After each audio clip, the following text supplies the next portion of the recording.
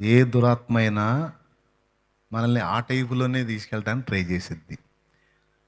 కలతల్లోకో, శోధనలోకో, బాధలోకో, వేదనలోకో, ముఖ్యంగా పాపములోకో, లోకంలోకో ముందు నెడతది అది.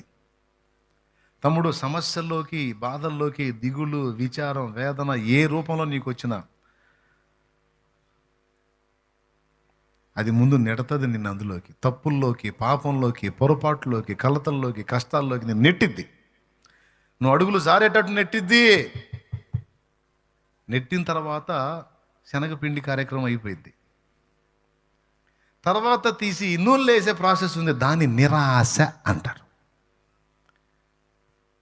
నూనెలో వేసి వేయించే ప్రాసెస్ ఉంది, దాన్ని నిరాశ అంటారు. ఏంటది? అందరు చెప్పండి. అది అక్కడ ఫ్రై అవుతాం మనం. ఎంత డేంజర్ అంటే ఈ నిరాశ, మీరు కావాలంటే పరిశీలించి చూసుకోండి, ఎంక్వైరీ చేసి చూసుకోండి. భూ సమాజంలో, మానవ సమాజంలో ఇప్పుడు జరుగుతున్న ఆత్మహత్యలలో 98% ఆత్మహత్యలు నిరాశ వలననే జరుగుతాయి. మొదటడిగేమో తప్పు చేయటానికి ప్రేరేపించింది దురాత్మ. ఆ తప్పు చేసిన వాడిని రెండో వాడికి ఎంత ప్రమాదకరమైన అడుగులో నెట్టిందంటే, సలసలా కాగుతున్న నూనెలోనికి నెట్టినట్టు నిరాశ అనే దానిలో నెట్టేసి. ఈ నిరాశ ఎంత ప్రమాదకారి అంటే, ఇక మనంతటా మనం చావటానికి అదే ఆధారం అన్నట్టు అయిపోయింది నిరాశ. ఇంకా లేదురా బాబు, నీకు ఇంకా ఏ నిరీక్షణ లేదు, ఏ అవకాశం లేదు, నువ్వు బాగుపడే ఛాన్సే లేదు, సావో, కాసేపు కళ్ళు మూసుకు అయిపోయింది బా.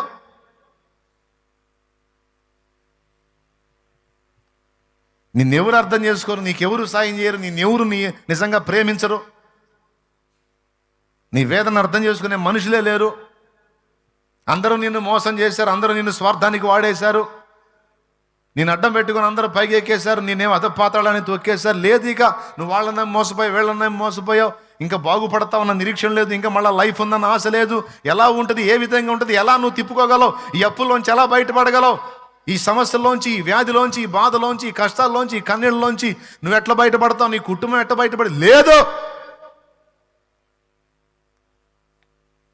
ఇంకేందమ్మా నీకు అయ్యేది మేలు అయిపోతే, లైఫ్ అయిపోతే, జీవితం అయిపోతే, ఇంకేందమ్మా నువ్వు బాగుపడేది, ఇంకేందమ్మా నువ్వు బయటపడేది, ఇంకేందమ్మా వాడు మారేది, ఇటు చేసేది, ఇంకెక్కడమ్మా లేదా, అది జరగదు, వేస్ట్, చచ్చిపో. నీ పరిస్థితులు మారావు, నిన్నెవరు అర్థం చేసుకోరు, నిన్నెవరు ప్రేమించరు, నిన్నెవరు ఆదుకోరు. అందరూ ఉన్నారు, అన్నీ చేసుకుంటారు, కానీ నిన్ను పట్టించుకునేవాడు ఎవడు లేడు. ఎందుకు ఈ బతుకు? చచ్చిపో, చచ్చిపో, చచ్చిపో. నిరాశ.